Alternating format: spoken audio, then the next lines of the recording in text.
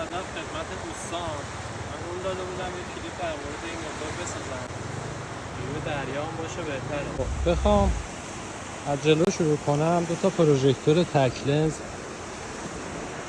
جای راهنما نصب کردیم که نئون داره دورش. میتونید نئونا رو نصب کنید رو راهنما، جای راهنما استفاده کنید، هم پروژکتور داشته باشید هم راهنما.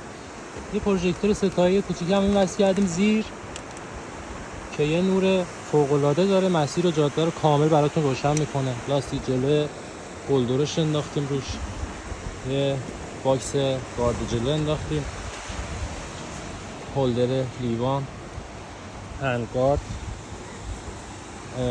شیلد که مخصوص موتورهای تی وی اس رایس و لاکی 185. این بچه تلق هم که به همه موتورها میتونید ببندید، به همه موتورها میخوره. بالون بنزین 5 لیتری که برای مسافت‌های طولانی شدیداً لازمتون میشه، یعنی باید باشه. انجین این موتور رو ما تقویت کردیم، کاربرات 250 روشه، گیربکس 5 دنده، شاتون موتور تریل روان 200 روشه. ما سیلندش رو بوش زدیم و پیستون 69 میلیمتری انداختیم روش. سرسلندش هم پورتوپولیش زدیم، سرعت و شتاب خوبی بهمون داده.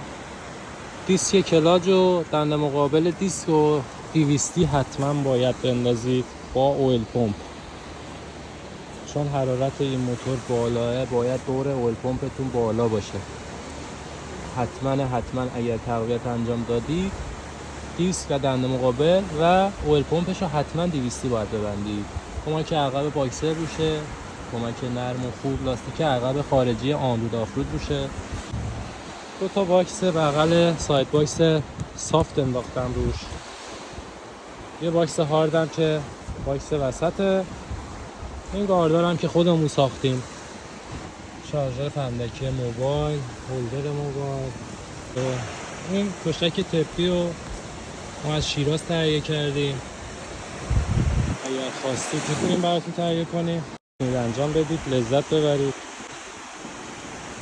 من با این موتور حداقل 10 تا 15 تا سفر دور و نزدیک رفتم باهاش. همین الان اومدیم ساحل محمود آباد، جای همه تو خالی.